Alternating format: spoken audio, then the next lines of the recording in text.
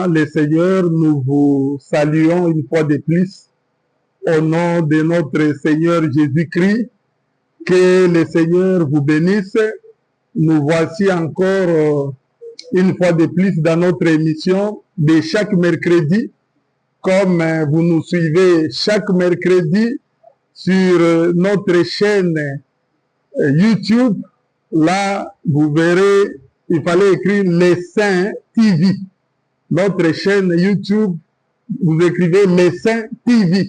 Vous allez trouver notre logo, on écrit Assemblée des Saints de Kasavubu. Donc, chaque mercredi, nous sommes là avec vous. Et vendredi, la nuit à 0 heure, nous sommes là avec vous. Et notre direct de chaque dimanche, nous sommes là sur YouTube. Suivez-nous également sur Facebook. Nous avons les Saints de Kasavubu. Sur Facebook, notre chaîne, les Saints de Kasavubu. Sur TikTok également, vous avez aussi notre chaîne. Sur TikTok, suivez-nous, les Saints de Kasavubu. Vous verrez notre logo, les Saints, Assemblée des Saints de Kasavubu. Que le Seigneur vous bénisse. C'est votre humble serviteur, le docteur Salem Lugano Matongo, ministre de la parole de Dieu dans notre évangile éternel. Voilà, nous vous invitons à aimer notre chaîne, à aimer nos comptes, à partager, vraiment à inviter, soyez avec nous parce que vous allez découvrir beaucoup de bonnes choses. La parole de Dieu, il est écrit dans le livre des Proverbes, chapitre 25, verset 2, la gloire de Dieu, c'est de cacher les choses. Mais la gloire des rois, c'est de sonder les choses que Dieu a cachées. Voilà pourquoi nous sommes ensemble avec vous. Comme un des rois, nous avons la capacité de sonder ce que Dieu a caché. Parce que lorsque Dieu cache, c'est la mort. Mais lorsqu'on va sonder pour découvrir la richesse que Dieu a cachée, c'est la vie. Donc lorsque Dieu cache, c'est les ténèbres. Lorsqu'on découvre, c'est la lumière. Or, c'est la lumière qui nous donne la vie. Aimez le Seigneur Jésus-Christ, soyez connectés, nous sommes ensemble, nous allons découvrir de bonnes choses. Que le Seigneur vous bénisse. Nous avec notre enseignement sur Job, les messagers. Nous avons déjà découvert ensemble que Job n'était pas n'importe qui, c'était un sacrificateur. Job était un homme intègre, était un homme droit, était un homme juste et il s'est détourné de tout mal. Nous allons faire notre première lecture en prenant le livre de Job, chapitre 1er. Nous lisons aujourd'hui à partir du 13e verset.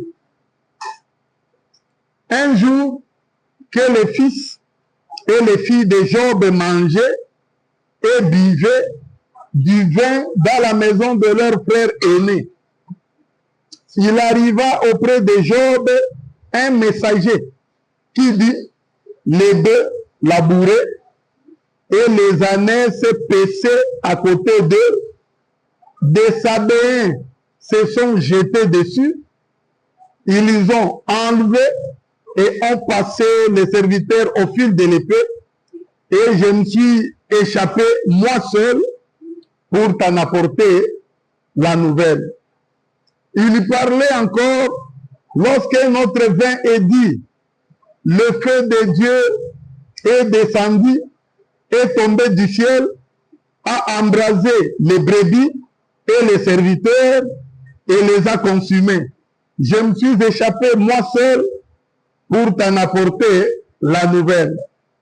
Il parlait encore lorsqu'un autre vin est dit, des Chaldéens formés en 3 bandes se sont jetés sur les chameaux, les ont enlevés et ont passé les serviteurs au fil de l'épée, et je me suis échappé moi seul pour t'en apporter la nouvelle. Il parlait encore lorsqu'un autre vint et dit, tes fils et tes filles mangeaient et buvaient du vin dans la maison de leur frère aîné. Et voici un grand vent est venu de l'autre côté du désert et a frappé contre les quatre coins de la maison, et il s'est écroulé sur les jeunes gens, et ils sont morts. Je me suis échappé moi seul pour t'en apporter la nouvelle. Alors Job se leva, déchira son manteau et se rasa la tête, puis se jeta par terre, il se prosterna et dit, je suis sorti nu du sein de ma mère, et nu je retournerai dans les seins de la terre. L'Éternel a donné et l'Éternel a ôté, que le nom de l'Éternel soit béni. En tout cela, Job ne pécha point et n'attribua rien d'injuste à Dieu. Parole du Seigneur. Que notre Seigneur et Sauveur Jésus-Christ vous bénisse davantage. Je pense que nous parlons sur Job, le messager. Job était un sacrificateur, il était aussi un messager de la bonne nouvelle. Job avait beaucoup de richesses, beaucoup de brebis, beaucoup de chameaux, beaucoup de bœufs, beaucoup d'ânesses et beaucoup de serviteurs. C'était un homme intègre, juste et droit. Il était un homme qui se détournait de tout mal. Et le diable faisait tout pour chercher à ce que Job puisse maudire Dieu. Voilà pourquoi à la première rassemblement, à la première réunion de l'Éternel avec ses fils, le diable aussi, Satan est venu et Dieu l'a posé la question, d'où viens-tu? Je viens de me promener. As-tu remarqué mon serviteur Job? Il n'y a pas quelqu'un qui soit juste comme lui. Il est un homme intègre, droit, craignant Dieu et qui se détourne de tout mal. Oh, le diable a dit non, c'est d'une façon désintéressée. Tu l'as gardé, tu l'as béni, tu l'as enrichi et tu protèges ses biens. Retenez ceci, mon frère, toi qui me suis. Lorsque l'Éternel te protège et il te garde, c'est-à-dire lorsque tu es intègre, lorsque tu te détournes du mal, lorsque tu marches dans la crainte de Dieu, Satan ne peut rien contre toi. C'est-à-dire l'ennemi ne peut rien contre toi. Peut-être là où tu es déjà fatigué à cause des problèmes, il n'y a pas de solution, tu es dépassé, il y a une seule solution. La solution, c'est le Seigneur Jésus-Christ. Crois au Seigneur Jésus de tout ton cœur, de toute ton âme, de toute ta force, et il va te protéger et te garder, et toi, et toute ta richesse. Job était intègre, droit et juste, et Dieu le gardait. C'est que Satan ne pouvait pas. L'Écriture nous dit ceci, le malheur n'arrive jamais dans une ville si l'Éternel n'est pas l'auteur. Donc je te rassure, toi qui me suis, chaque enfant de Dieu est protégé par Dieu. Et aussi longtemps que tu es fidèle, aussi longtemps que tu marches dans la crainte de Dieu, aussi longtemps que tu demeures dans l'intégrité, aussi longtemps que tu te détournes de mal, tu abandonnes la vie du monde, tu fuis l'impudicité, tu abandonnes le péché, le Seigneur est avec toi, il te protège et il te garde. Parce que Satan a dû demander l'autorisation avant de venir atteindre Job. Et Dieu lui a autorisé. C'est que quand bien même Dieu a autorisé au diable, le Satan pouvait aller toucher les biens de Job. Et à la deuxième reprise, il a touché même la chair de Job. Mais il ne pouvait rien.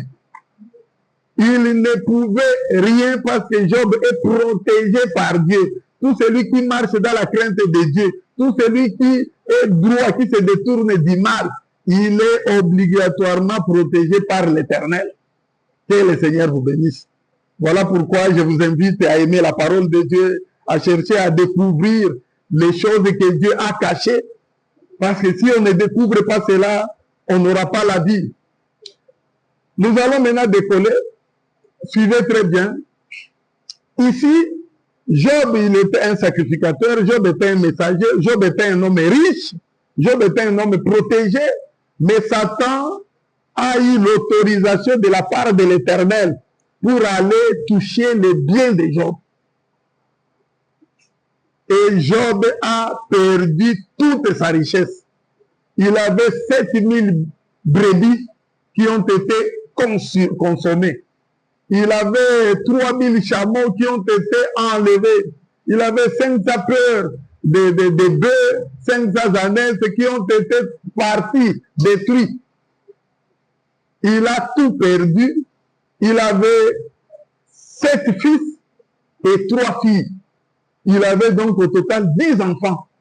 Et la parole de Dieu nous dit ceci, ces enfants se réunissaient à tour de rôle pour un festin dans la maison de chacun des fils des frères de Job. Et ils invitaient aussi leurs 3 sœurs. Donc lorsqu'ils se réunissaient, lorsqu'ils se rassemblaient, ils les invitaient aussi pour festoyer ensemble. Et maintenant, un bon jour, ils étaient dans la maison du fils aîné de leur grand frère. Nous savons le fils aîné de l'Éternel, c'est Adam. Donc, ils se sont retrouvés dans la maison d'Adam, leur premier fils. Le premier fils de Job, c'est Adam. Ils festoyaient. Et c'est là qu'ils ont trouvé la mort. Le vent a soufflé contre les 4 coins de la maison et le mur s'est écroulé sur les jeunes gens. Ils sont tous morts. Et voilà, nous sommes morts en Adam. Parce que c'est lui qui est notre grand frère, notre aîné. En Adam, nous sommes morts. Mais au second Adam, en Jésus-Christ, nous sommes ressuscités. Donc nous sommes morts en Adam parce que tous ont péché et sont privés de la gloire de Dieu. C'est Adam qui a péché et le salaire du péché, c'est la mort. Voilà pourquoi en Adam, nous sommes mourants, mais en Jésus-Christ, c'est lui l'Esprit qui vivifie. En Jésus-Christ, nous avons la vie éternelle. Nous sommes ressuscités en Christ. Donc, celui qui est mort en Adam, parce que nous avons tous hérité le sang adamique. Adam, c'est le premier homme que Dieu a créé. Et vous savez que nous avons tous bénéficié de son sang. Et c'était le sang du péché. Voilà pourquoi nous étions tous des pécheurs. Mais lorsque Jésus est venu, l'agneau sans tache avec son sang, sans péché, sans défaut, c'est lui qui est venu nous récupérer de là où nous étions tombés avec Adam. En Adam, il nous a récupérés. En Jésus, nous sommes ressuscités. Voilà pourquoi on dit que celui qui est en Christ Jésus est devenu une nouvelle créature. Et à travers l'eau de baptême, lorsque nous rentrons dans l'eau, c'est-à-dire nous mourons avec nos œuvres en Christ Jésus, et lorsque nous ressortons de l'eau, c'est-à-dire la résurrection en Christ Jésus, nous sommes devenus de nouvelles créatures.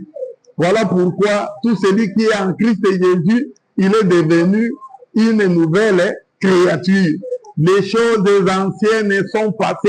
Donc si aujourd'hui tu as accepté Christ Jésus comme ton Seigneur, ton Sauveur, si tu l'acceptais de tout ton cœur dans toute ta vie, tu vas passer de la mort à la vie. Tu seras baptisé et lorsque tu ressortiras de l'eau, tu deviendras une nouvelle créature. Et c'est là qu'on parlera de la nouvelle naissance. Voilà pourquoi j'invite quelqu'un à accepter Christ et Jésus et à se faire baptiser au nom de Jésus-Christ pour devenir une nouvelle créature, parce que ce sont les nouvelles créatures qui ont des promesses. Et notre plus grande promesse, c'est ce qu'on appelle la grande récompense. Ce que Dieu avait dit à Abraham, je suis ton bouclier et ta récompense sera grande. C'est que celui qui est le bouclier, c'est lui qui sait aussi récompenser. Et la grande récompense que nous attendons ici, c'est notre enlèvement. Donc celui qui est en Christ, celui qui est devenu une nouvelle créature, il aura une grande récompense. Donc dans ce siècle, nous avons le centuple, le Seigneur nous sert aussi de bouclier, de protection contre tous les traits enflammés du diable. L'ennemi ne peut rien contre toi. Et si le malheur t'arrivait, sache que c'est Dieu qui a ordonné. Voilà pourquoi nous, enfants de Dieu, on ne peut jamais accuser les Satan, les sorciers et des choses semblables. On ne peut jamais. Celui qui est en Christ, il sait que si le malheur l'atteint, c'est que Dieu l'a ordonné. Il faut toujours retourner auprès de Dieu. Il ne faut jamais donner à Satan, aux sorciers, une certaine gloire, comme s'ils sont quelque chose. Devant les saints, l'ennemi ne peut rien. Devant un saint, Satan ne peut rien. Devant Job, Satan ne pouvait rien. Que le Seigneur vous bénisse. Voilà, nous disons ceci.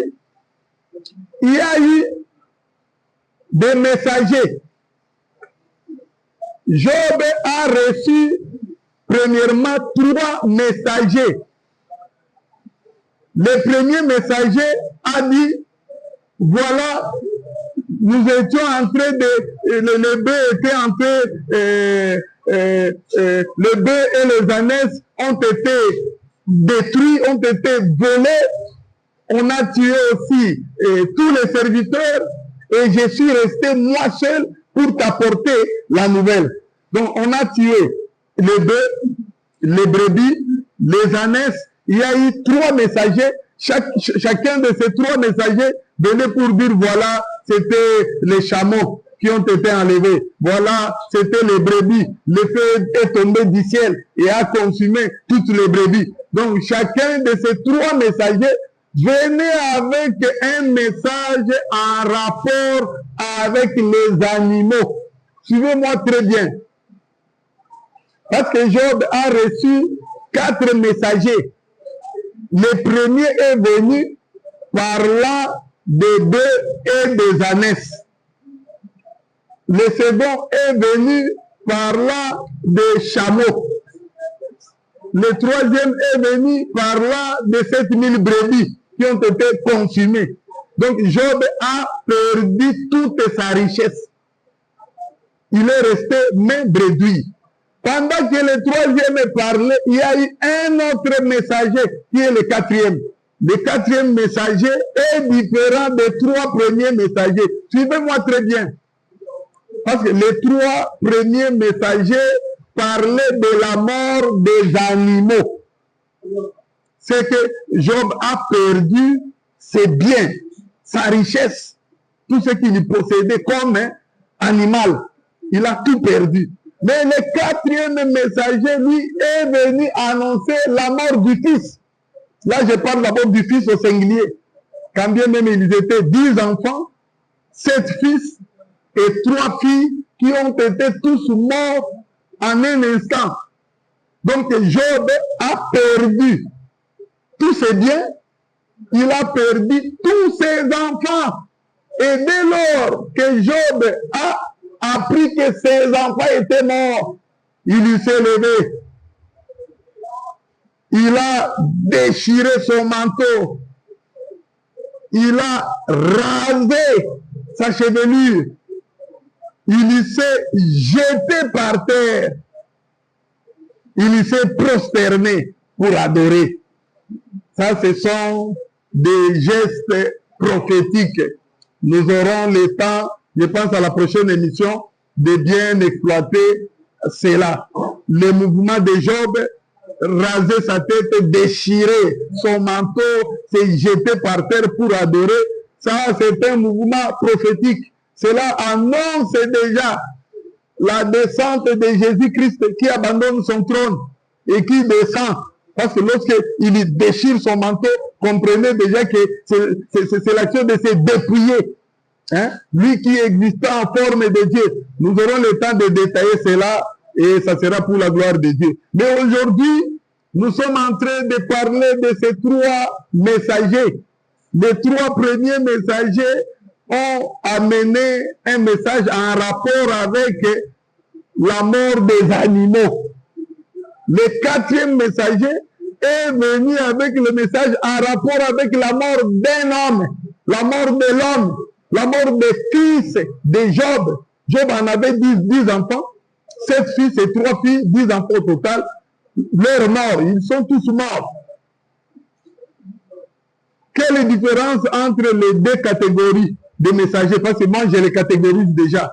Il y a les 3 premiers, il y a aussi les derniers. Or, quand nous parlons des 3 premiers, ils sont en rapport avec un sacerdoce. Et le dernier est en rapport aussi avec un sacerdoce. Nous avons le sacerdoce lévitique, le premier sacerdoce qui est le sacerdoce lévitique, et nous avons le second sacerdoce qui est le sacerdoce royal, le sacerdoce qui nous amène la grâce, le sacerdoce que Jésus-Christ est venu inaugurer. Parce qu'en parlant de sacerdoce lévitique, là nous voyons les prophètes Moïse. C'est que Moïse, c'était lui le maître, les garants des sacerdoces lévitiques. Là, on voit un grand prophète qui est Moïse. Parce que dans toute la parole de Dieu, comprenez cela, actez cela, écrivez même cela quelque part. Dans toute la parole de Dieu, nous avons 2 grands prophètes majeurs. Dans toute la parole de Dieu, il n'y a que 2 grands prophètes majeurs. Dans l'ancienne alliance, dans les sacerdoces lévitiques, nous voyons Moïse comme le plus grand prophète. Et dans la nouvelle alliance, nous voyons Jésus-Christ comme le plus grand prophète. Voilà pourquoi, dans le livre de Jean, chapitre 1er, verset 17, on dit ceci: la loi a été donnée par Moïse, mais la grâce et la vérité sont venues par Jésus-Christ. C'est que Moïse, la loi, Jésus-Christ, la grâce et la vérité. Comme on ajoute la vérité, nous comprenons ce que la loi et le mensonge. Autrefois, on a eu à expliquer cela à travers l'énigme de Samson, à travers Samson d'abord lui-même, qui avait 7 tresses et qui n'a pas voulu dévoiler son secret, le secret de sa porte. Là, c'était le temps de mensonge. Samson pouvait mentir à Delilah 3 fois. Voilà pourquoi nous disons ceci, que le chiffre 3 est en rapport avec les sacerdoces lévitiques. Dans ce contexte ici, le chiffre 3, nous voyons le temps de la loi, les psaumes et les prophètes. Comme Jésus a annoncé dans le livre de Luc, chapitre 24, la loi, les psaumes et les prophètes ont parlé de moi. C'est qu'il y a le temps de la loi, les psaumes et les prophètes qui pouvaient parler de Jésus-Christ. Le temps de la loi, les psaumes et les prophètes, c'est en rapport avec les sacerdoces lévitiques. Là, nous voyons Moïse. C'est que dans les sacerdoces lévitiques, dans les cultes, il faudrait qu'il y ait des sacrifices. Il y avait des sacrifices pour les péchés. C'est que les offrandes qu'ils apportaient dans les sacerdoces, c'était des sacrifices. Sacrifice de culpabilité, sacrifice de péché, même une action de grâce. Tout ce qu'on pouvait apporter comme des sacrifices, c'était des animaux. Là, nous parlons d'abord des animaux. On apportait les bœufs, les brebis, les animaux. Ce n'était pas n'importe quel animal. Parce que Dieu ne mange pas n'importe quoi. Les sacrifices, on apportait à l'Éternel pour qu'il puisse manger. Or, notre Dieu, il ne mange pas n'importe quoi. Il mange seulement la nourriture qui est pure. Notre Dieu, l'Éternel de la création, le créateur de la création, il mange la nourriture qui est pure. Nous aurons le temps d'y revenir là-dessus. L'animal devrait avoir aussi 3 critères. La corne fendue, les pieds fourchis, et l'animal doit ruminer. C'était les 3 critères aussi, en rapport toujours avec la loi. Alors, les 3 messagers, ils nous ont parlé de la mort des animaux. Voilà pourquoi dans le sacerdoce, c'est les mosaïques, dans l'alliance mosaïque, le sacerdoce lévitique. Là, nous avons la relation avec les animaux. L'Éternel mangeait des animaux. Donc les sacrifices étaient les sacrifices des animaux. Mais cependant, dans notre sacerdoce, il n'y a pas un animal qui pouvait ôter le péché. Pendant le temps de Moïse, c'était le temps de mensonges. Personne ne pouvait vivre. Il ne pouvait pas vivre. Pour avoir la vie, il faut avoir l'esprit de Christ et Jésus. Or, dans l'ancienne alliance, ceux qui avaient l'esprit de Christ étaient seulement les prophètes. C'était les prophètes qui avaient l'esprit de Christ. Là, nous mettons d'abord une parenthèse, c'était les prophètes. Alors, comprenez ceci. Donc, là-bas, c'était le sacerdoce en rapport avec des animaux. Les sacrifices des animaux, ça ne pouvait pas ôter les péchés. Ça ne pouvait que couvrir les péchés.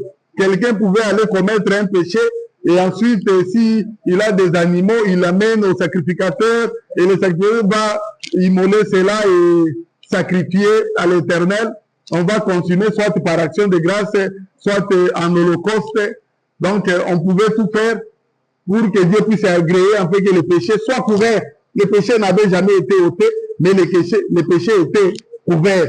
Et comme on couvrait les péchés, c'était les mensonges. Quelqu'un qui est sale, il a besoin de l'eau pour se laver, en fait, d'enlever toute impureté, toute souillure. Or, dans ce sacerdoce, il y avait carence d'eau. Il y avait carence d'eau, on aura le temps d'expliquer là-dessus. Il y a beaucoup de choses à dire. Nous vous invitons toujours à aimer, à partager, à liker nos chaînes. Nous avons notre chaîne sur YouTube.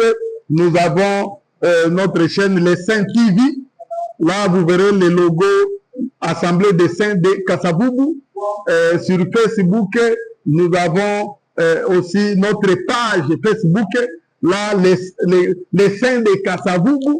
Sur TikTok aussi, suivez-nous. Nous avons les Saints de Kasavubu. En tout cas, je vous dis que chaque mercredi, nous avons émission. Suivez-nous chaque mercredi. Soyez ensemble avec nous. Nous allons découvrir beaucoup de choses. Nous allons découvrir beaucoup de choses et le Seigneur va révéler beaucoup de choses. Que le Seigneur vous bénisse. Ne manquez pas d'aimer, de partager, de liker, parce que le Seigneur nous aime tant. Et chaque vendredi, nous avons nuit de prière. Chaque vendredi, nous avons nuit de prière en direct. Venez, nous allons prier ensemble, en ligne. Nous prions ensemble à partir de 0h. Soyez ensemble avec nous sur notre page Facebook, nous sommes en direct, et sur notre chaîne YouTube, Les Saints TV. Lorsque vous écrivez Les Saints TV, vous verrez notre logo Assemblée des Saints de Kasavubu.